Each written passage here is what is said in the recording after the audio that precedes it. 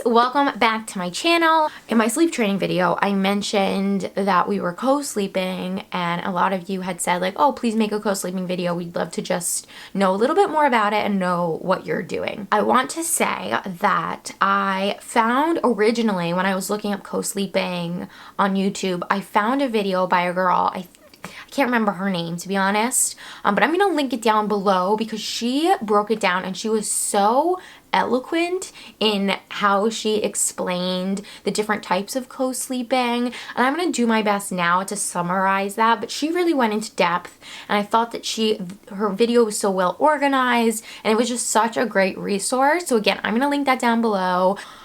I will say from my experience, before I gave birth to Hugo, I thought co-sleeping was just sleeping with your baby in your bed, and that was it. And I didn't realize until after I had Hugo that there are different forms of co-sleeping. Co-sleeping is sort of this big umbrella, and again, I apologize if I get any of this information wrong. You can definitely correct me in the comments. But my understanding is that co-sleeping is like this huge umbrella and different types of co-sleeping exist underneath it.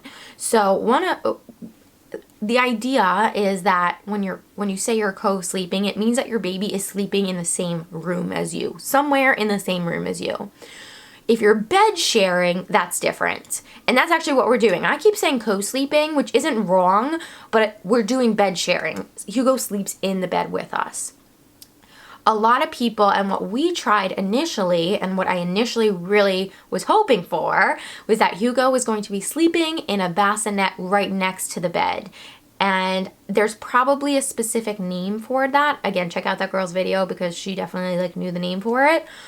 But having the bassinet right next to your bed so that it's easy to access baby during the night, but your baby isn't in bed with you, is a form of co-sleeping. And so that was what I didn't even know that, I knew bed sharing was an option because my best friend bed shares, sleeps with her children. But in my head, I was like, no, it's not, like that's not what Jeff and I, this was our mistake. Jeff and I decided that that wasn't what we wanted to do. As a couple, we were like, no, we want Hugo to sleep in the bassinet. We think that for us is going to be a safer option, a more convenient option. That's what we're going to do. That was our mistake because guess who actually decides where they're going to be sleeping? Your baby. Your baby decides where they're going to be sleeping.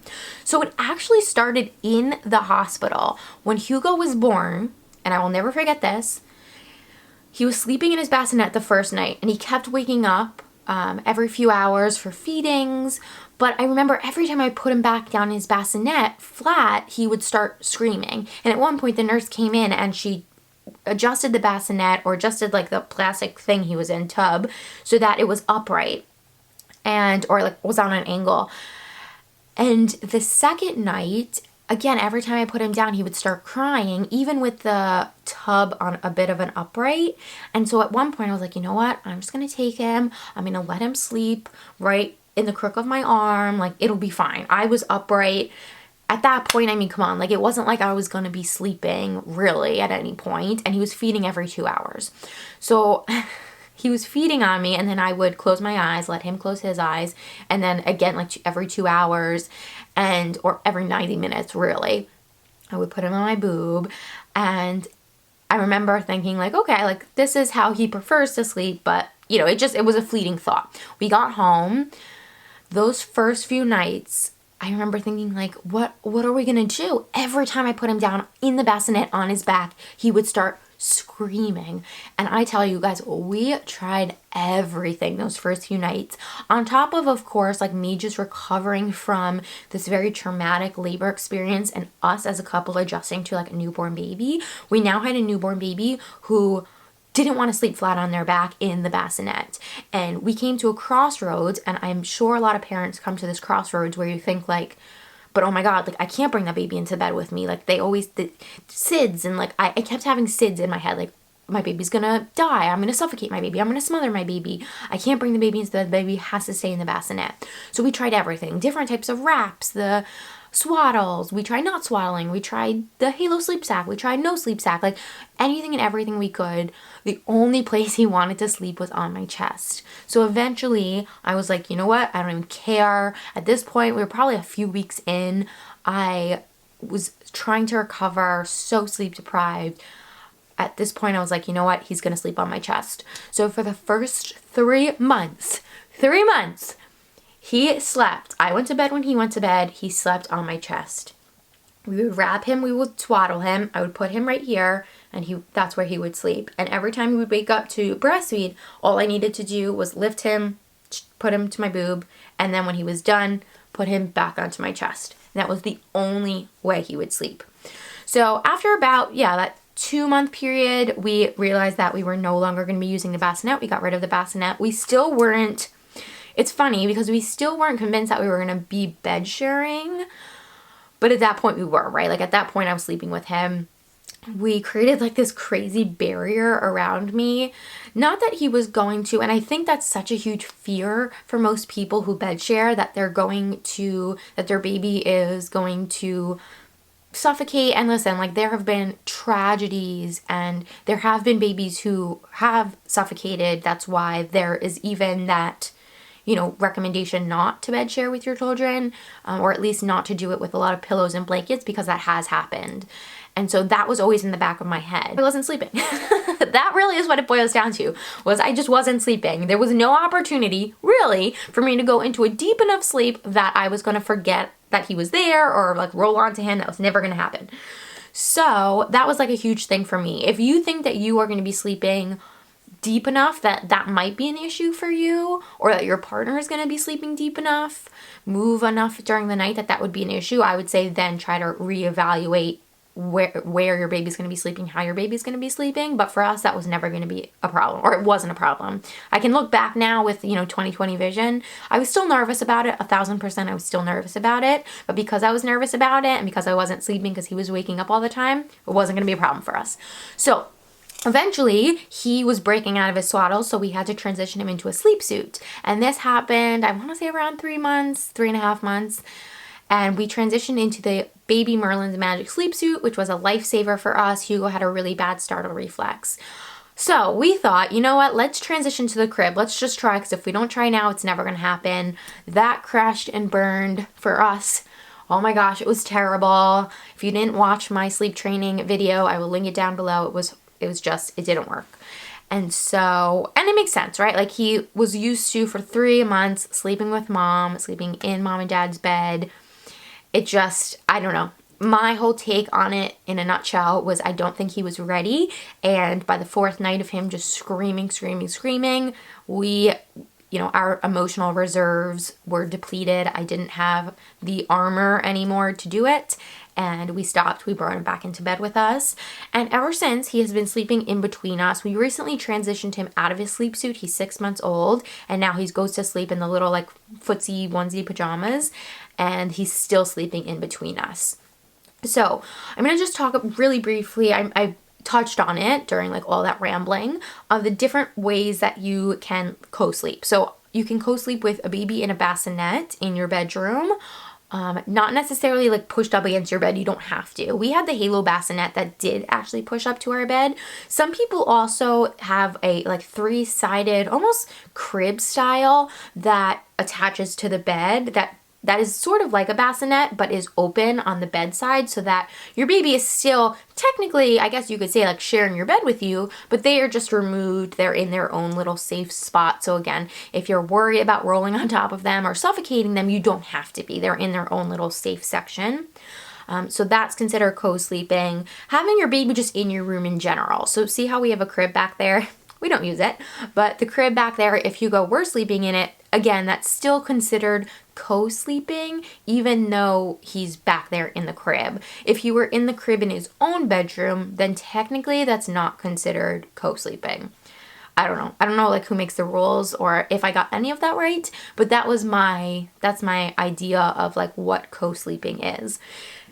Now, in terms of bed sharing is what we're doing and is a little more controversial, especially in the United States. It's my understanding that throughout the rest of the world, bed sharing is actually the norm and not as much of a hot button, hot topic issue. I don't know why here in the US it is, but it's definitely something that in the rest of the world isn't quite as taboo. And that's the huge thing, is that bed sharing is such a taboo subject. So many people feel so strongly about it. But I mean, at the end of the day, don't people feel strongly about everything that has to do with a baby? So many people have so many different opinions about your kid and how you should parent your child and your baby. My thing and like my advice is do what feels right for you. Jeff and I, from the very beginning, we wanted him to sleep in the bassinet. We wanted him to sleep in the crib. We didn't want to have the anxiety and the worry of him sharing bed with us. But at the end of the day, that's what Hugo wanted. Like, Hugo wouldn't sleep in his bassinet. He wouldn't sleep in his crib no matter how hard we tried. And so you have to do what works for you and baby. And I will say this until the sky turns, I don't know, what color? Is that even a saying? Until the sky turns green? Sure. I will say this until pigs fly. Just like trying my best to come up with some sort of cute saying. I will say this until pigs fly. I don't care where my child is sleeping as long as he is sleeping. As long as he is safe and he is sleeping, he can sleep wherever he wants. And bed sharing has really worked for us. How have we been bed sharing to make it a safe environment? This is the part of the video where I'm going to tell you the recommended type, like the recommendations for bed sharing. If you want to bed share, this is how you should do it. And then I will tell you how we're doing it, because the way we're doing it is not the way you're supposed to do it. And I'll explain. So the way you're supposed to do it is you're supposed to have a big bed, either straight on the floor, mattress flat on the floor, or with bed rails. And you're supposed to have 2 separate blankets, one for each person. Like, let's assume that it's you and your partner in bed. 2 separate blankets. That way, a blanket that's, if you have one blanket being pulled across, the idea is that, like, technically it could go up over baby's head. So 2 separate blankets, that's not going to happen. 1 pillow each person, 1 or 2, whatever. Just want to make sure that there are not excess blankets and excess pillows around baby. That if baby is in bed with you, baby is safe in the middle, no excess pillows, no excess blankets. That is that. Like, each person has their own blanket, their own pillow. It's like you're all sleeping in separate beds. Now, when we were on vacation, we actually had a king size bed, and that concept made so much more sense to me. Because I was like, oh yeah, everyone has room. We have a queen size bed here at home. And so that was always going to be really difficult. I will now say, and this is like the most controversial, we did not do any of those things. Hugo's okay. Hugo's fine. Hugo, this is going to sound ludicrous, and I'm like even hesitating to say this out loud and like to put this out into the internet, because obviously I, as a mom, always have Hugo's best interests at heart, and I'm always worried about him and always like have anxiety about like, is this safe? Is this not safe? And maybe that contributes to like how terrible my sleep is. But, and this is going to sound crazy, Hugo is the type of kid, the type of baby who likes having things around his face. Now, that's not to say that I put him to sleep with a blanket over his face. Of course I don't do that. Of course. But I will never forget, even as a small baby, he would always burrow his head into my arm or burrow his head into my elbow. He would always bring things up to his face, and it always gave me so much anxiety because I was like, Hugo, you can't do that. Obviously he couldn't answer me back, but like, you can't do that. You're going to suffocate. But that's how he loves to sleep. He loves to have things like by him. So what we've ended up doing is I've stretched, so like originally when we put him in between us, even on the sheet, it wasn't enough for him. Like, he still felt like there was too much space, too much freedom. And in that way, if he wasn't if he wasn't so strong and completely rolling over on his own, I would say a DockATot would be the perfect thing, because it still gives the baby the freedom to move, but is very, like, baby can feel those two little pillows on either side, which is what he needs. So what we do is he sleeps in between us. I put a blanket, I tuck a blanket over the sheets. So the blanket's not free, but there's still the texture of the blanket. It's like it's not this blanket specifically, but it's almost like this, that like feels a little bit fuzzy. So he feels the texture of that under his face, and then we put 2 pillows right next to him. That's like, we put 1 pillow. We put 1 pillow on his right side, so dividing between him and Jeff, and then I sleep right next to him. So he can feel me. He sleeps on his side too. He can feel me. And then if he were to roll over, or he likes to smack his hand out to the side to make sure something's there, he can reach out and feel the pillow. So I understand that that goes against like all the co-sleeping rules. I understand that. But for Hugo, that is, and that's such a clear example of like, as much as like mommy shaming or like parent shaming is a thing, at the end of the day, you have to go with like what's going to work for your baby. And I know that him sleeping in between us with me on one side, a pillow on the other side is safe for him. Is safe for him. Now he's at the point now, he's 6 months old. He can fully like push himself up. He can't like, he's not crawling, but he can push his head, neck, and shoulders up. So he can move his head side to side. And that they say is the biggest thing. You don't want to put a baby down on their tummy if they can't do that, because they can get stuck. Now, have I known people who have done that as well? Yes, of course. Again, just the golden rule of like trusting your gut, trusting that you know what's best for your baby, and going off the cues of your baby. So yes, he can lift his head, he can roll over, and he's still waking up every 3 to 4 hours on a good night. So he's still waking up every 6 times. Does that math work out? I'm not sure. Anyway, so that's what we're doing now. Like, that's what's worked for us. And even though Hugo's waking up so many times during the night, we've tried so many other ways of sleeping that I know that this actually is the best solution for us. How do I feel about bed sharing? I mean, personally, because like I don't care where my baby is sleeping as long as he's sleeping rule governs my life. If he decided to the day that he decides he wants to sleep in his own bed, or like, I guess I get the question a lot of like, well, are you going to share a bed with him forever? Like, the myth is that like your baby is going to want to sleep with you until they're 18 years old. You're going to have an 18-year-old child in your bed. Of course you're not going to, like, has that happened in the history of existence? Maybe. I don't know. But do I think that's going to be Hugo? No, I don't. If he's still sleeping with us when he's in elementary school, I don't know. Like, if parenthood has taught me anything, it's you just never know. You don't know. You have to take every day at a time. And there's for Jeff and I, my husband, we do want him to transition to his own bed. We do want him to transition to his own room eventually. And that is something that is a goal of ours, but we're just reading Hugo's cues. We're reading his cues right now. He's 6 months old. He wants to sleep with us. Like, that's the only place that he will sleep. That's what we're going to do. I really just don't have a plan.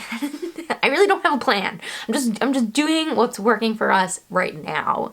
So, okay, I'm going to end this video here. It was a little bit all over the place, but that's our situation now. My biggest advice, if you are going to be bed sharing, is just figure out what works best for you and baby. If you are nervous or worried about rolling on top of baby, suffocating baby, then you can take certain precautions against that. So you can have baby, if you want a bed share, you can have baby swaddled in a DockATot in between you and your partner, or just swaddled in between you and your partner. You can do the bassinet against the bed thing. You could do the little crib against the bed thing. There are so many options if you want to share your space with your baby but are worried about being on top of your baby or smothering or something. Okay guys, if there is an update in this whole co-sleeping bed sharing thing, if all of a sudden Hugo, we decide, I mean it just happens on a whim, right? If one day we decide like we're doing the sleep training again, if we're gonna try again, then I will let you guys know how that works out. Let me know down in the comments if you bed share with your child or co-sleep, what your thoughts are. Just, you know, be respectful. All right, guys, don't forget to subscribe, give us your thumbs up, and I'll talk to you all really soon. Bye, guys.